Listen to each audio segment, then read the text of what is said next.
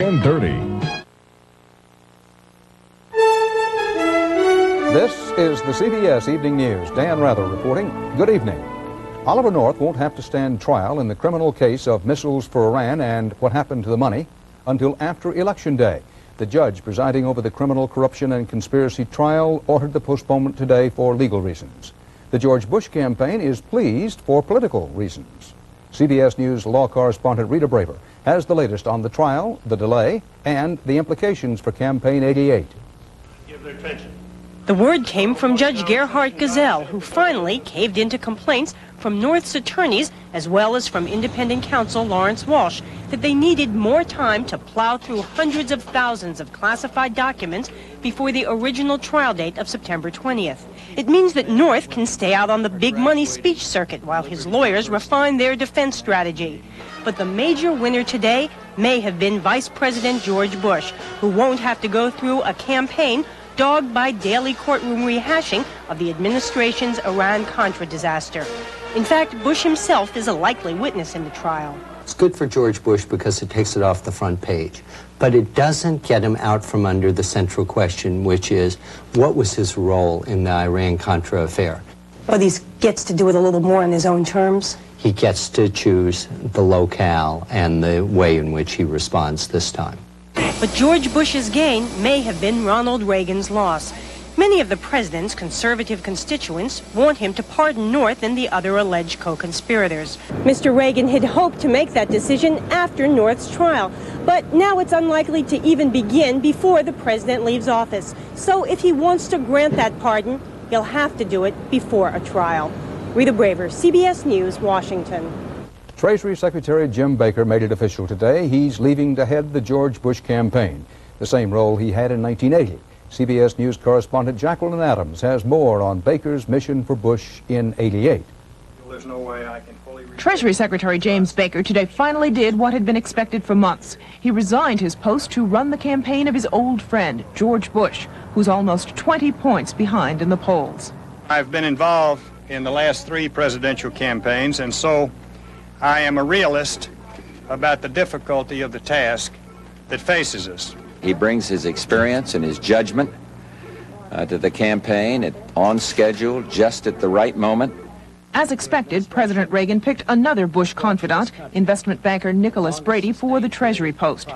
Because financial markets have reacted badly in the past to changes at the Treasury Department, the White House waited until the stock market closed for the weekend to make the announcement. You've been a secret of our success. Now, Jim, go do it for George. Baker, who ran Bush's unsuccessful race in 1980, won't officially join the campaign until the Republican convention ends in 2 weeks. Observers say he must begin by taking charge of a campaign which now seems adrift. Baker taking command will give the Bush campaign a sense of strategy and purpose that, if it hasn't had up till now, it's going to have at the convention and thereafter. Next, they say, he must help Bush choose a number 2 who can excite both conservative Republicans and Democrats who voted for Ronald Reagan in the last 2 elections. And I think Jim Baker has got to ensure that we get the right kind of running mate for George Bush, someone who will bring strength to the ticket which is presently lacking, and particularly for conservative voters, Democrat and Republican alike. And perhaps most importantly, Jim Baker may be the one person who can level with the candidate and improve his frequently lackluster performance on the stump. The candidate is number 1, and somebody has to be able to tell him you're making a mistake, you're not doing this, you should be doing that. And that's what Jim Baker can do, and I think that'll add a lot to the campaign. Ultimately, though, it's George Bush who's running for president, and it's up to him, starting in New Orleans, to generate the same level of enthusiasm the Democrats reached in Atlanta. Jacqueline Adams, CBS News, Washington. 2 days ago, Governor Michael Dukakis was forced to deny rumors that he was sometimes treated for depression. Rumors reportedly fueled, among others, by Bush campaign staffers and, in one instance, by former Reagan White House aide Pat Buchanan. Today, Bush put out his own medical health report. It says he's being treated for a form of arthritis of the hips and knees, is very allergic to bee stings, and has what is called a mildly enlarged prostate, normal for a man his age, which is 64.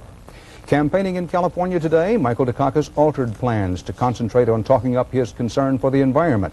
Instead, as CBS News chief political correspondent Bruce Morton reports, Dukakis had to answer George Bush's latest attacks, portraying Dukakis as weak and inexperienced on foreign policy.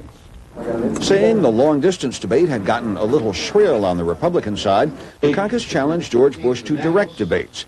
The two parties have agreed to 3 presidential debates. The Bush campaign so far has not agreed to any. For the past 6 weeks, we've been unable to get anybody in the Bush campaign to step up and say, yes, it's time to sit down and begin to plan. We'll have some debates and see what happens, but I look forward to it. This swing was supposed to concentrate on environmental issues, show the candidate in attractive, save this ocean settings, have him speak to environmentally conscious groups. People who think that mucking around off this coast or off our coast don't understand the economic future of this country, and they certainly don't understand our environmental future. But Bush has pounded Dukakis hard this week on foreign policy and defense. The governor of Massachusetts' views, if implemented, would not make the world a safer place. I think it would be more dangerous. And Dukakis spent most of his news conference answering questions about that. He insisted he does support some new weapons systems, the stealth bomber, the new D-5 missile for the Trident submarine, and added, because we're spending billions and billions of dollars on exotic weapon systems of very questionable value, and we are cutting and cutting and cutting into the fiber and the muscle of our conventional forces. I want to change that. And if Bush criticizes my foreign policy, Dukakis said, I don't like his either. I mean, anybody who sits there and does nothing while we trade arms to the Ayatollah, in my judgment, doesn't have what it takes to lead this country when it comes to foreign policy. So if there are debates, there'll be plenty to debate.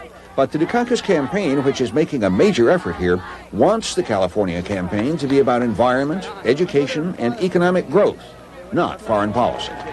Bruce Morton, CBS News, Laguna Beach. One day after his racketeering conviction in the WedTech corruption case, veteran New York Democratic Congressman Mario Biaggi tearfully resigned today, effective immediately.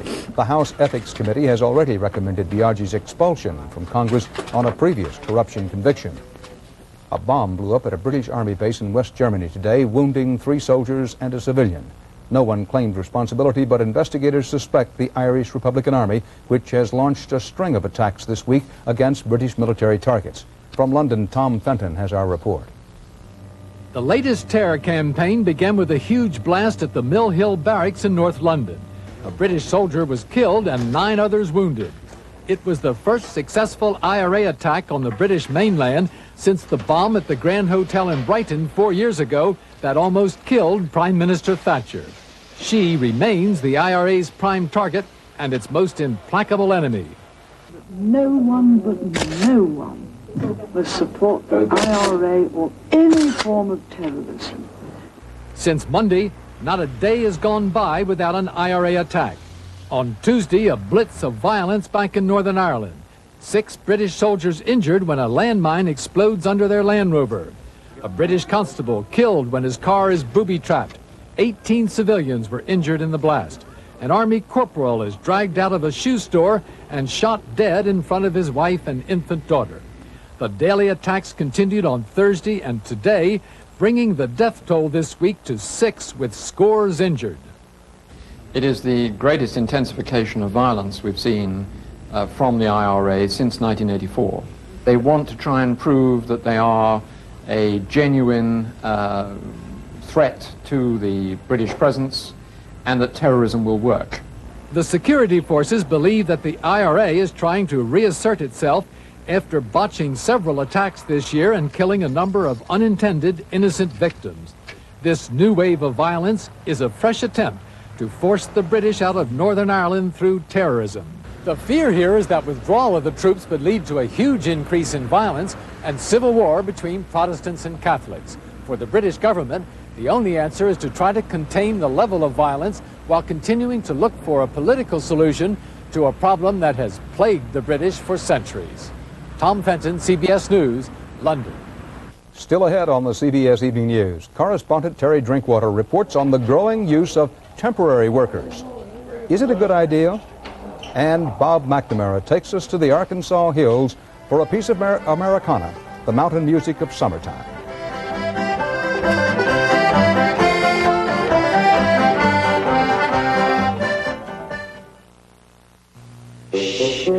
listen to your mouth.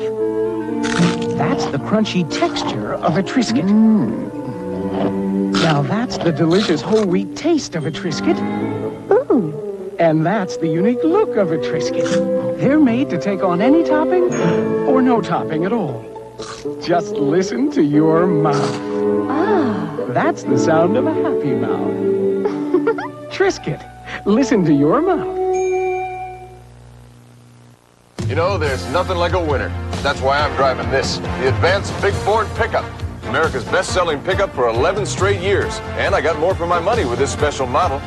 It cost me over $800 less than a comparably equipped Chevy. And I really go for Ford's advanced features, like multi-port fuel-injected engines and anti-lock rear brakes. Yeah, Ford. If you don't go with a proven winner, what are you going with? Now get a $500 cash bonus from Ford on manual transmission F-Series pickups.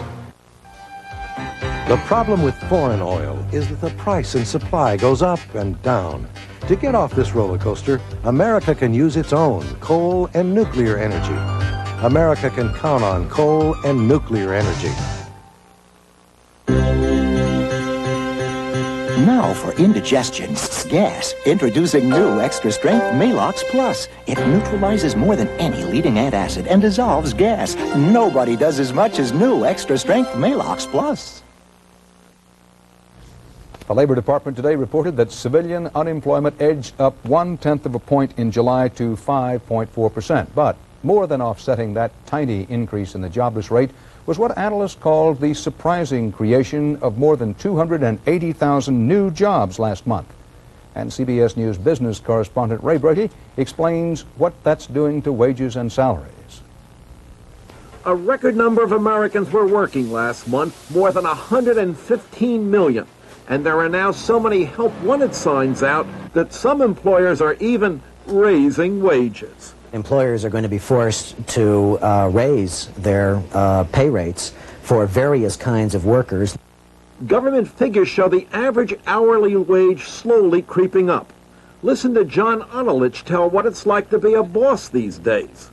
You've been forced to bump salaries easily 12-14% on a yearly basis in some cases. 2 years ago, Onelich would start you out at $5 an hour. Today it's $7 an hour, and if you want to keep a good worker, you've got to pay. Since I work here, I've doubled my salary. I started at $5.50, and I've gone up to $10.80 now. In most cities and most rural areas, wages are not rising. Most increases are going to workers in hard-to-fill jobs, retail clerks, cashiers. And at this Burger King, help is so hard to find. We're providing bonuses after they work with us for 30, 60, 90 days. As wage costs go up, management has to raise prices, and that means higher costs for all consumers. Still, in Atlanta, the labor market is so tight, Talent Forces not only pays workers, it helps them out on their child care and transportation expenses. We have a lot of employees who are on the child care plan who are taking home, gosh, $700, $800, $900 more a year. That goes a long way toward diapers and shoes and so on. It sure does. In fact, labor experts say if you're just starting out, especially if you're a college graduate, this is the best time to be looking for work in 25 years. Dan? Okay, Ray, but I'm still glad I don't have to do it. Playing an often overlooked role in the bright employment picture as the economic expansion rolls along are so-called contingency workers. These include temporaries, part-timers, and those on call to work when work is available. Terry Drinkwater looks at their growing importance to the U.S. economy. It's happening in almost every kind of job, from construction workers to computer programmers, from corporate executives to clerks. Nationally, the number of temporary employees has soared to 1/4 of the workforce, nearly twice as many as just 5 years ago. Companies say the temporaries give them flexibility. Some workers agree. This gives me the flexibility to be both a mom and a career person and live the standard of life that I enjoy living. Her schedule now fits her son's. She quit a permanent job to become a temporary. We can go places, do things, instead of having to go to daycare. But it's a different story for Michael Cooper. He's now a part-time consultant to a fast food chain.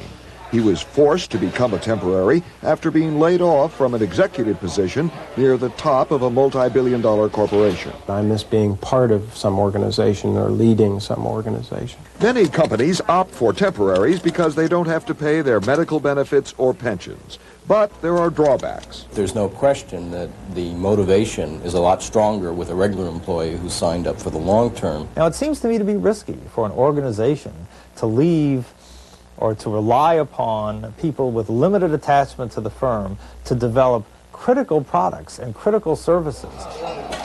Risk or not, the number of temporaries is also expanding into new fields, including the professions. James Lowry's an MD. He works as a temporary in emergency rooms at several hospitals. I can write my own ticket as far as time is concerned. I have total control over where I work, when, and how. Dr. Lowry spends his newfound free time with Bach. But for many other temporaries, the insecurities are so severe, they use their free time looking for permanent jobs. Terry Drinkwater, CBS News, San Francisco. The Independent College Board today said college tuitions will rise an average 7% this fall. The report said tuition, fees, room and board at private four-year institutions will jump 9% to $11,300.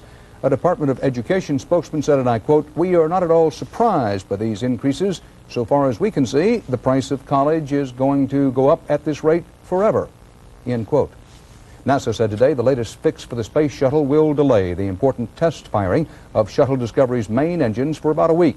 That's how long it will take to replace the sluggish fuel valve that forced the cancellation of yesterday's test.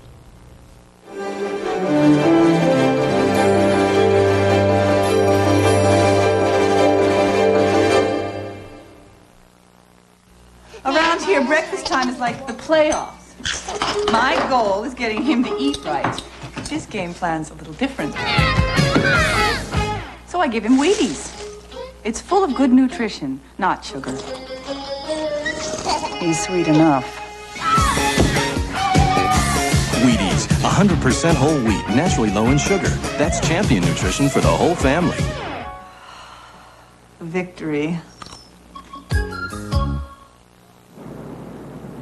Before I fell off my 10-speed and ended up in the hospital, I never gave much thought to pain relievers. The hospital gave me Tylenol. It stopped the pain without irritating my stomach, like aspirin can, and it really made me think. Ever since that day, I've been a lot more careful about medicine. What do I trust now? Just one thing, Tylenol. Trust Tylenol, the pain reliever hospitals use most. Cross this country for ice cream fun. America's favorite is 31. America's favorites are at Baskin-Robbins in all your favorite flavors. So for a split, a sundae, a shake, malt, or float, choose your favorite at 31. I put in a tough workout nearly every day. That's why I clean my clothes gently with Woolite Fine Fabric Wash. Gentleness is more important with frequent cleaning. So if I'm going to stay in shape, I think my clothes should too. I trust Woolite. Cuba, South Africa, and Angola ended 4 days of U.S.-mediated peace talks in Geneva today. They said they reached agreement on a sequence of steps to achieve peace in Angola and Namibia. The statement said details will be announced next week. While South Africa is negotiating its way out of the conflicts in Angola and Namibia, it is fighting harder than ever against those who would end white minority rule inside South Africa itself. And foreign correspondent Martha Teichner reports that battle also reaches far beyond South Africa's borders. A car bomb so powerful it could be heard all over the Mozambican capital. Its victim, Albie Sachs, a white South African lawyer living in exile. He is also a prominent member of the outlawed anti-apartheid group, the African National Congress, the ANC. He survived, but lost an arm. Immediately afterwards, I had a sense of astonishment, a kind of naive sense that anybody could hate me so much that they wanted to physically eliminate me. Sachs still fears for his life. He was flown to England under an assumed name for medical treatment. Sachs spoke to CBS News at a secret location in London and blamed the South African government for trying to kill him. I had no doubt this was Pretoria, this was South Africa, this was the apartheid regime doing something terrible to me. But Sachs hasn't been the only victim. Just 10 days before he was injured, Dulcie September, the ANC representative in Paris, was shot and killed. There have been accusations that the attacks represent the escalation of a systematic campaign by the South African government to annihilate leaders of the African National Congress. French police alerted Interpol that a South African government hit squad was operating in Europe. Belgian police have named this man, Sergeant Major Joseph Kloo, a member of the South African military, in the attempted murder of another ANC member in Brussels. The South African government claims the violence is part of a power struggle within the ANC and denies any involvement. If we had the intention to knock off ANC leaders wherever, then we would have done it in a more efficient way. There is no evidence whatsoever that the South African government uses those tactics. But in February this year, South Africa's defense minister stated publicly, wherever the ANC is, we will eliminate it. So far, the ANC has been cornered, but not crushed. Still in pain, struggling to perform the simplest tasks, Albie Sachs considers himself a symbol of continued ANC resistance. I've got my head, I've got my heart, I've got my spirit, and we will slowly build up and build up and build up, and I'll be okay. I don't feel particularly angry. With the squeeze on all forms of anti-apartheid dissent now almost complete, the African National Congress has hit back with one of its few remaining weapons, more bombs in the streets of South Africa, now aimed at civilian as well as military targets. As the South African government has upped the ante, so has the ANC, and now the common denominator between them is terror. Martha Teichner, CBS News, Johannesburg.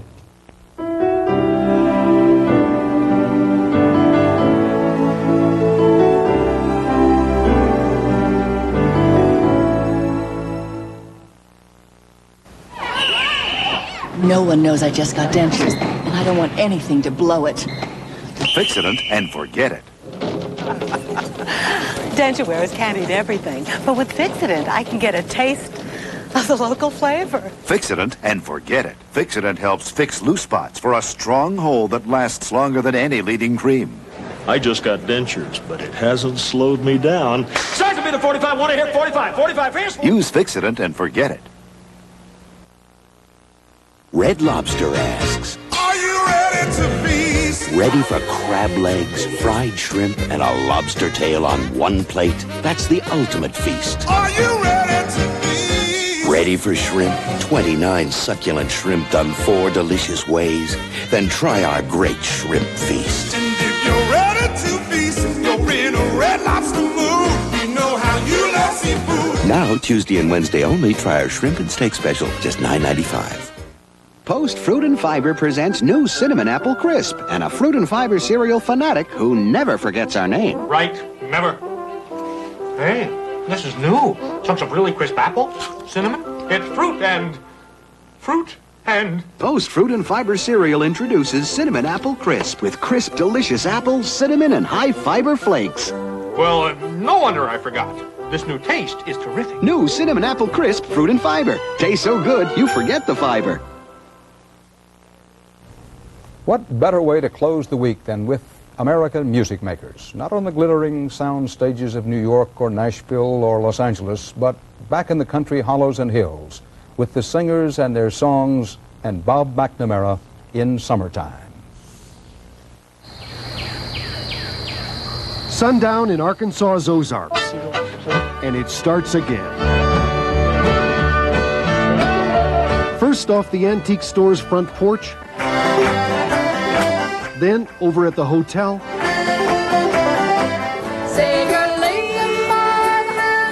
or weaving baskets and old British ballads a block away. For as long as they recall, Mountain View, Arkansas's Friday and Saturday nights have gone like this. Pickers and fiddlers and others from all over. It's like a mountain music bazaar. It's spontaneous, yes. What happens, you walk in and find a group and sit down and do your thing. It's nothing fancy, but nothing phony. And while they dance to country at the courthouse, not far, 78 Griffiths does Champagne Charlie. I went down to Louisville, I've been there before. Jim Griffiths called 78 for sounding like a 78 RPM record. This is sport. This is a way of life. But this is America's music. I don't have to come here. I come here because I want to. Here, the songs are the ones learned from dads and granddads when the times were simple in the hills. There's no tavern to go to, and there was no movies to go to. And we just play music. We just get to people's houses, you know. I'm going down this road. And they still go to houses like Lonnie Lee's in the hills near Fox. But any more the nights they played houses in Timbo, 56, or Calico Rock, those went out when kerosene lamps did. And the square dances and homes, I would say, I don't know of any, do you? I don't know of none, no. Today, if there's one whose music's heard across these hills more than most others, it's the man who remembers men singing behind the horse and plow. And we'll send her home empty to the plains of Kildare. Whoa, there's time to go to dinner. Hey, Bill, 12 o'clock, let's go to dinner. Jimmy Driftwood has a library of 5,000 songs he's written over almost 70 years, some of them Grammy winners. Run, Johnny, run, the federal to get you. Run, Johnny, run, you better get away. But like others clinging to the old music, Driftwood knows that time changes taste. A lot of new things have come in, and I reckon it's natural for a person to put on a new pair of shoes once in a while. No matter what you do. And still they don't sing of drugs or drinking around the square in Mountain View, and they sing of divorce only once in a while. It's where a 9-year-old can play next to his dad, and quitting times when the last guitar heads home. Bob McNamara, CBS News, Mountain View, Arkansas. And that's the CBS Evening News. Dan Rather. Susan Spencer will be here tomorrow. I'll see you Monday. Good night. The totally new Buick Regal. There's nothing like it on the American road. Out on the horizon, the heart of a Buick, the start of a regal new day. The great American road was made for regal. It's a regal reward, it's the way it should be in this regal American land. The great American road belongs to Buick. Fat chance. Finding a faucet made as well as a price fister. After all, it's the one made in its own USA foundry. The one uniquely fashioned with a heart of solid brass. Start to finish, the quality is first rate. Furthermore, the cost is a fraction of what you'd expect. So why fiddle around? Get a price fister. The fabulous faucet with a funny name. Captain, this itchy rash is driving me crazy. Why didn't you use the Cord-Aid? Cord-Aid goes beneath the skin to actually heal itches and rashes. You know, itches and rashes won't last if you use Cord-Aid first. When the burning, itching, and soreness of hemorrhoids flare up, Tux medicated pads give you soothing, cooling relief on contact. For hemorrhoid flare-up, get Tux from Park Davis.